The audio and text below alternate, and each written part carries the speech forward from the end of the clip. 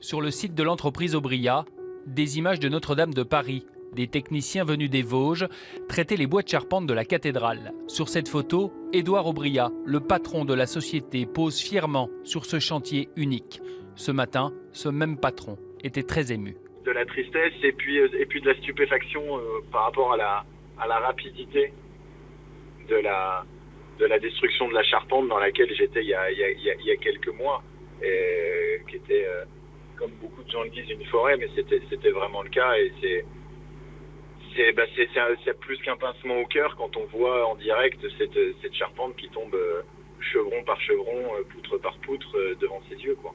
Édouard Aubria affirme que durant ses travaux, il a pu constater que la sécurité à l'intérieur de la cathédrale était très présente. Détecteurs, gardiens, rondes.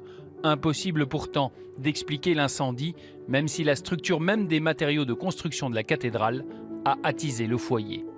L'ensemble de la couverture de Notre-Dame était en plomb. Le plomb a un point de fusion qui est relativement bas. Alors une fois, là, je ne suis pas chimiste, mais de tête, si mes souvenirs ne sont pas mauvais, on est à moins de 400 degrés. Vous mettez du bois qui est très sec, qui a 800 ans, mais vous rajoutez surtout ce plomb qui n'existe quasiment nulle part aujourd'hui sur des bâtiments. Vous avez un cocktail qui est invraisemblable. Je pense que si on n'avait pas une couverture en plomb, on n'aurait pas eu une destruction aussi rapide. L'entreprise Aubria veut désormais se tourner vers l'avenir. Elle participera comme elle peut à l'élan de solidarité nationale pour reconstruire Notre-Dame.